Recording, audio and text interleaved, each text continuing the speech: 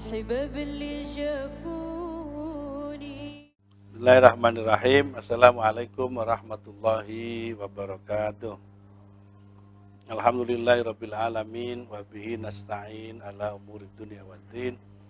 Wassalatu wassalamu ala asrofil anbiya'i wal mursalin Sayyidina Muhammadin wa ala alihi wa sahbihi ajma'in amma ba'du.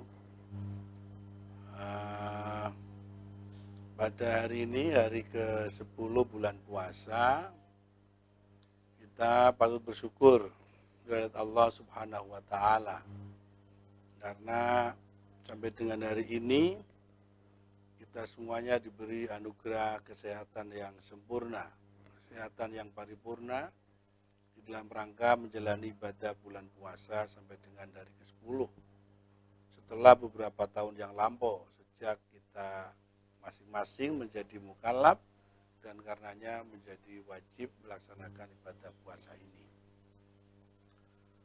Puasa secara lughatan, secara kebahasaan maknanya adalah pengendalian. Saya ulang bahwa puasa secara kebahasaan artinya adalah pengendalian. Dalam konteks manajemen, pengendalian menjadi penting dan mesti ada. Oleh karena bahwa segala sesuatunya untuk dapat dilihat sebagai baik dan atau tidak bergantung pada proses-proses evaluasi, dan proses evaluasi itulah yang akan menghasilkan pengendalian-pengendalian. Maka sejatinya bahwa puasa harus dipahami sebagai bagian penting dari proses evaluasi atas keberagamaan kita semuanya sebagai makhluk Allah Subhanahu wa taala. Kita tahu bahwa semua diri kita adalah hamba-hamba Allah. Dan kemudian hidup di dunia merujuk tatanan, ta'alim, piwulang yang bersumberkan wahyu dari Allah Subhanahu wa taala yang sampai kepada kita melalui hadis-hadis Nabi untuk kemudian diterjemahkan dalam konteks yang lebih spesifik melalui perilaku-perilaku keberagamaan, baik dalam fikih, baik dalam tasawuf, akhlak, dan sebagainya. Terhadap ajaran-ajaran yang berbeda-beda dari agama kita, berbeda-beda dalam arti afiliasi bidang ilmunya, itu tidak serta-merta selalu diterima dengan tulus oleh masing-masing kita sebagai hamba-hamba Allah. Akan tapi selalu ada proses dialog di dalam rangka menerima ajaran-ajaran itu semuanya. Contoh sederhana bahwa misalnya ada ketetapan dari Allah Subhanahu wa taala bahwa masing-masing kita umat beragama mesti sitrul aurah, menutup aurat. Yang laki-laki juga mesti menutup aurat, yang perempuan juga mesti menutup aurat. Yang paling utama dalam konteks ini adalah bahwa aurat mesti ditutupi.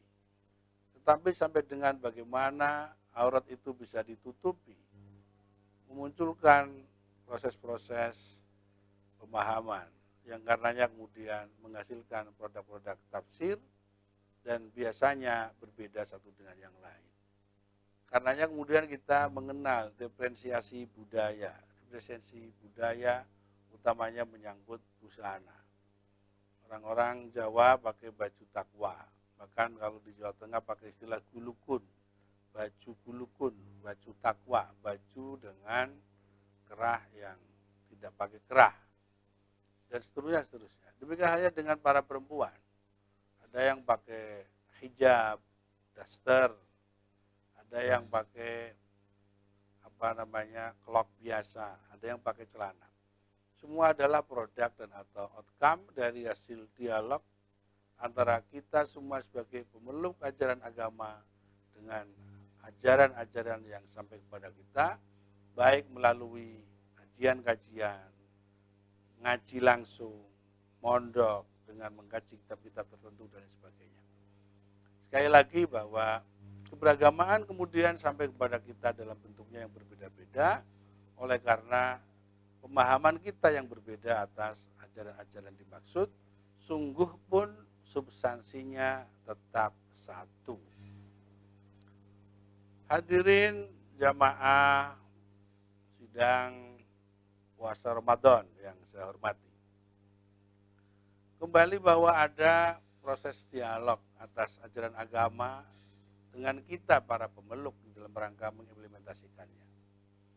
Tidak terkecuali juga dengan ajaran puasa ini. Puasa yang substansinya adalah pengendalian.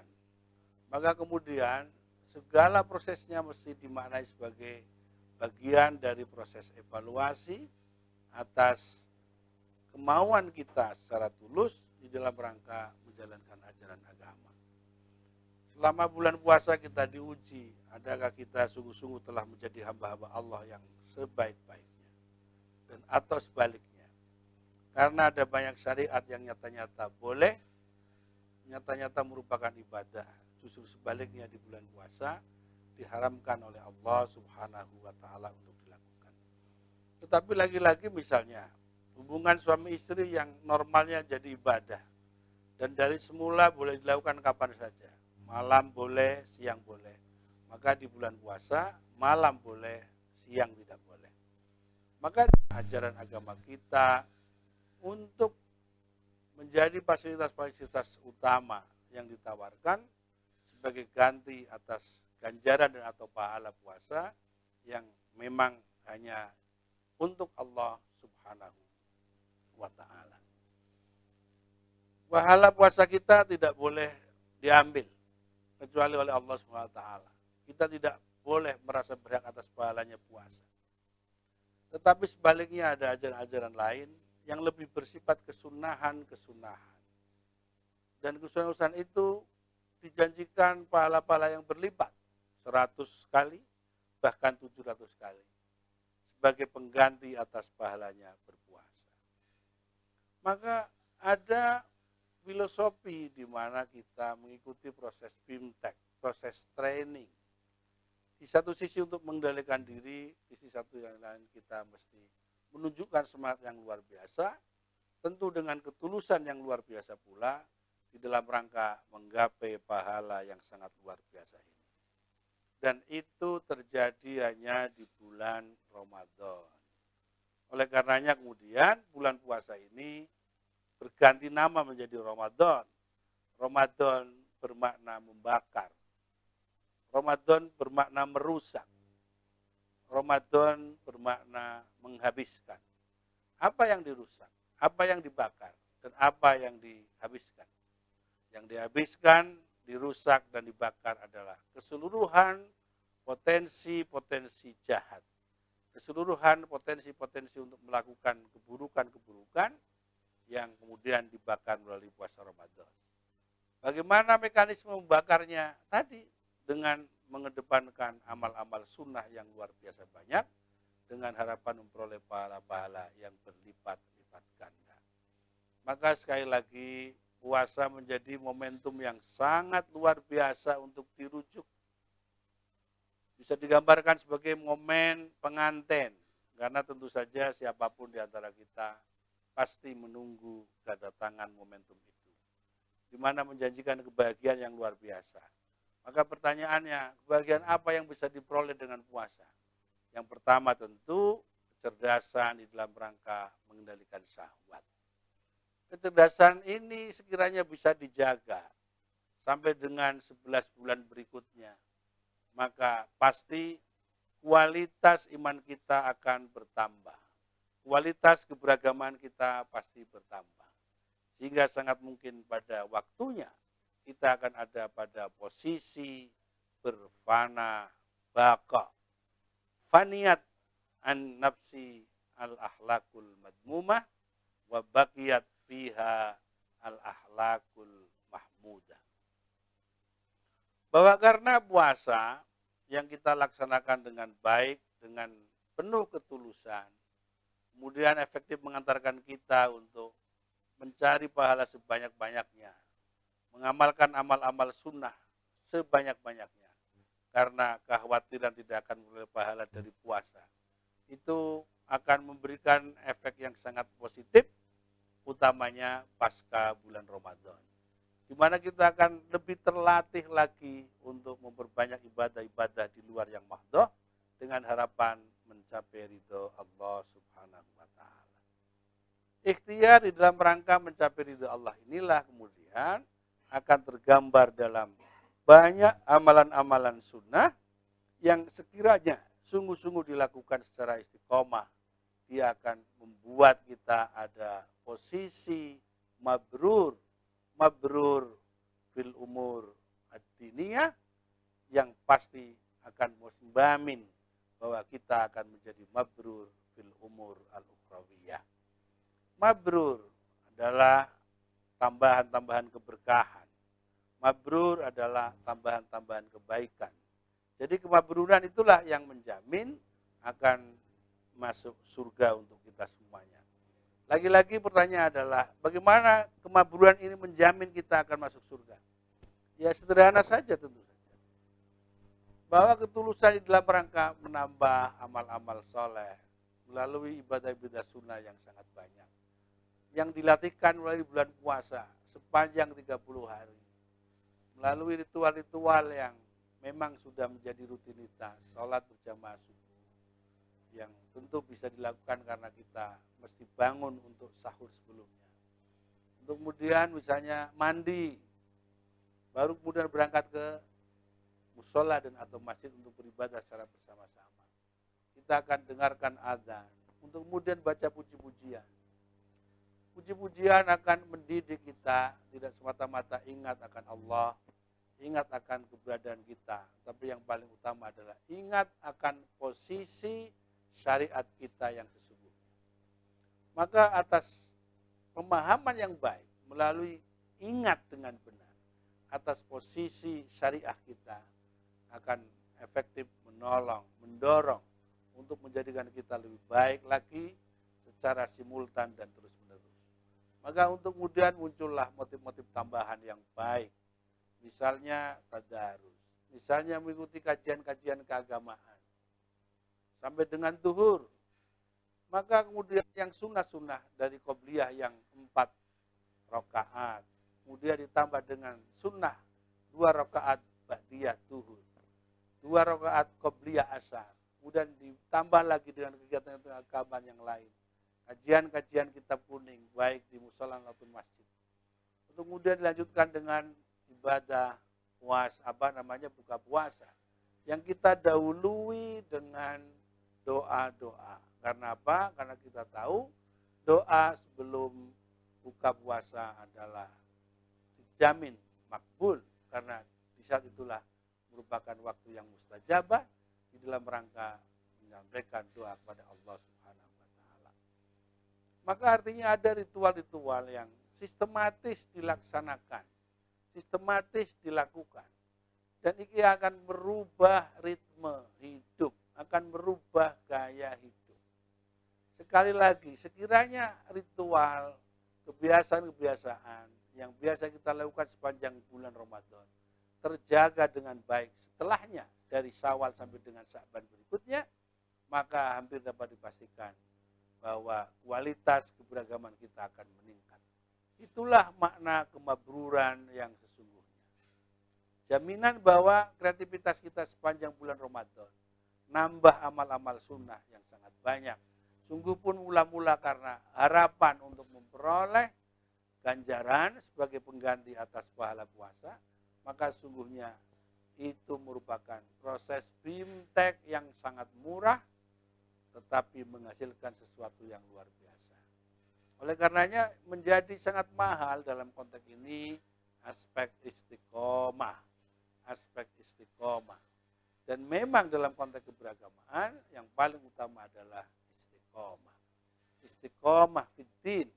Istiqomah di dalam rangka memenuhi dengan tulus semua perintah-perintah agama dan juga menghindarkan diri secara tulus apa yang menjadi larangan-larangan agama. Maka sesungguhnya ketika kita dengan cerdas dapat mengamalkan dengan baik semua perintah agama yang dalam waktu bersamaan juga cerdas di dalam rangka menghindarkan diri dari hal-hal yang diharamkan oleh ajaran agama, maka kita akan menjadi bagian penting dari ummatan wasato, orang dengan equilibrium yang sempurna. Kita tahu bahwa Allah Subhanahu wa taala menciptakan makhluk secara berpasang-pasangan. Baik makhluk dalam artian yang artifisial maupun makhluk dalam artian yang unifikasi. Karena apa? Karena di setiap dalam diri masing-masing kita tercipta dua hal yang berpasang-pasangan. Ada yang lebih bersifat fisik, ada yang lebih bersifat psikologis. Yang fisik bisa dituntaskan dengan mengkonsumsi makanan-makanan biasa, rawon, pecel, rendang, dan sebagainya. Tapi yang psikis itu hanya bisa diberi nutrisi melalui pengajian-pengajian, melalui ngaji, tadarus, memperbanyak amal sunnah, dan sebagainya. Maka ketika misalnya yang fisikal bisa dipenuhi dengan rawon, yang psikologis dipenuhi dengan kajian-kajian, maka akan mengantarkan kita pada posisi berimbang antara kebutuhan nutrisi fisik dan nutrisi psikologisnya. Umumnya kita bekerja dengan sangat keras, dengan mengabaikan istirahat, maka kemudian karena pekerjaan yang keras menghasilkan rezeki yang banyak, tetapi rezeki itu hanya kita tasarrufkan untuk keperluan memenuhi nutrisi fisikalnya. Dan sebaliknya, nutrisi hati, nutrisi psikologisnya terabaikan. Kata yang paling jelas bahwa umumnya kita masih melihat ibadah-ibadah mahdoh sebagai kewajiban yang karenanya sungguh-sungguh sangat membebani. Dan sebaliknya ibadah mahdoh tidak dilihat sebagai kebutuhan, apalagi terhadap yang bukan mahdoh. Sedangkan posisi di mana kita akan dianggap bisa mencapai fana bako adalah di mana di saat kita bisa memperlakukan ibadah-ibadah mahdoh sebagai sesuatu yang real menjadi kebutuhan masing-masing kita, dan sebaliknya tidak semata-mata dipahami sebagai kewajiban-kewajiban. Untuk kemudian sekali lagi bahwa aspek akhlak pasti tercapai karena di saat yang sama ketika kita melaksanakan kewajiban-kewajiban kita, maka pasti akan dapat memenuhi hak-hak orang lain. Maka ada banyak ilmuwan-ilmuwan agama yang selalu mengatakan bahwa al-fiqhu wal akhlak. Fikih substansinya adalah akhlak. Mengapa demikian? Karena ketika kita sungguh-sungguh berfikih, maka yang sesungguhnya kita lakukan adalah ikhtiar-ikhtiar di dalam rangka menjalankan kewajiban-kewajiban kita untuk keperluan dapat memenuhi hak-hak orang lain. Ada banyak ajaran-ajaran agama kita yang sampai melalui matan-matan hadis dengan rumusan-rumusan yang sederhana. Fal yusallimis sohir al-kabiro, fal yusallimis sohir al-kabiro, fal yusallimil mar alal jalis. Itu rumusan-rumusan yang sangat sederhana dalam bentuk matan-matan hadis. Bahwa yang muda mesti uluk salam, mesti menyapa terlebih dahulu terhadap yang tua, terhadap yang lebih senior. Mereka yang ada di atas kendaraan mesti memulai menyapa, uluk salam terhadap yang ada di bawahnya, terhadap mereka yang tidak di atas kendaraan. Ini menjelaskan bahwa ada hak-hak yang mesti dipenuhi melalui amalia-amalia dari masing-masing kewajiban kita. Maka sekali lagi bahwa fikih dimaknai sebagai akhlak. Karena apa? Karena di saat kita sedang berfikih secara benar, maka sesungguhnya kita sedang menunjukkan perilaku akhlak yang baik terhadap orang lain. Guru dan atau dosen kewajibannya adalah mengajar dengan sungguh-sungguh.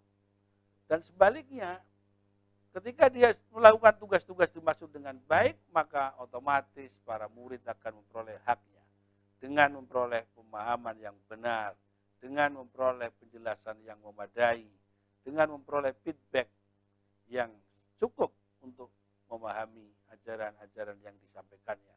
Dan karenanya kemudian mereka akan menunjukkan respek positif terhadap gurunya, terhadap dosennya, terhadap siapapun yang dipahami menghadirkan kemanfaatan-kemanfaatan, kebaikan-kebaikan untuknya. Maka sekali lagi bahwa ada pemahaman yang mesti didahulukan masing-masing kita, di mana bahwa berfikih yang benar adalah menunjukkan akhlak yang baik terhadap sesama. Yang terhormat semuanya, bahwa sekali lagi momentum puasa ini di samping menjadi bimtek, sarana bimtek, akan tapi juga pelonco, maka keduanya mesti digabungkan dalam banyak ritual-ritual yang dilaksanakan selama kita melakukan ibadah puasa. Kita tidak perlu berkreasi dengan nambah-nambah bentuk ibadah yang lain. Cukup dengan apa yang sudah menjadi tradisi kita. Dari tadarus Al-Quran, dari sholat berjamaah, mengikuti kajian-kajian kitab dan sebagainya. Maka saya pastikan bahwa kegiatan-kegiatan dimaksud akan mengantarkan kita kepada perubahan-perubahan sikap, perubahan-perubahan perilaku, perubahan-perubahan gaya hidup dan sebagainya. Maka sungguhnya perkembangan dari sisi keberagamaan akan menjadi terjamin selagi memang melalui ritual puasa ini ada perubahan-perubahan atas ritme dan gaya hidup karena rutinitas atas ritual-ritual yang biasa kita kembangkan sepanjang bulan puasa. Sekali lagi Bapak Ibu sekalian, para jamaah yang saya hormati, tradisikan apa yang menjadi kebiasaan kita selama bulan Ramadan, tidak saja di bulan Ramadan, akan tapi di bulan-bulan berikutnya. Maka kalau benar itu bisa dilakukan, maka saya pastikan kita akan steril dari maksiat, kita akan steril dari dosa. Maka hadis yang mengatakan man shoma ramadhana imanan wahtisaban ghufira lahu ma taqaddama min dzambi, sungguh-sungguh akan efektif kita terima. Bahwa yang berpuasa karena iman, karena yakin bahwa ajaran puasa benar dari zat Allah sang pencipta, untuk kemudian dilaksanakan dengan baik pula, maka kemudian yang kedua karena berharap-harap ridho Allah, berharap-harap pahala dari Allah dengan amal soleh sebanyak-banyaknya selama bulan puasa. Untuk kemudian ritual dan atau rutinitas ini bisa dijaga dengan baik pada bulan-bulan berikutnya, maka akan menjamin kita steril dari maksiat dan dosa. Maka karenanya puasa yang akan datang pasti menjamin maghfirah atas semua kesalahan-kesalahan dan dosa yang sudah kita laksanakan 1 tahun sebelumnya. Man shoma ramadhana imanan wahtisaban ghufira lahu ma taqaddama min dzambi. Jadi artinya bahwa puasa yang benar akan menghasilkan kecerdasan di dalam rangka mengendalikan diri, dan pengendalian diri yang benar ini akan menjamin kita untuk tidak bermaksiat, untuk tidak berbuat dosa, dan karena kedua itulah kita akan ada pada maghfirah Allah Subhanahu wa Ta'ala. Mudah-mudahan kajian singkat tentang Ramadan ini menghadirkan keberkahan-keberkahan, menghadirkan kebaikan-kebaikan untuk kita semuanya ke depan. Dan sekali lagi mudah-mudahan yang paling utama, puasa kita dapat merubah gaya hidup, dapat merubah ritme, dan kemudian kita akan berhijrah ke arah yang lebih baik, berhijrah kepada hal-hal yang lebih positif, dan karenanya akan menjamin kita menjadi manusia-manusia yang mabrur, manusia-manusia yang selalu mendapatkan tambahan-tambahan keberkahan dan kebaikan. Astaghfirukum wa dumtum fi kulli khair insyaallah. Assalamualaikum warahmatullahi wabarakatuh.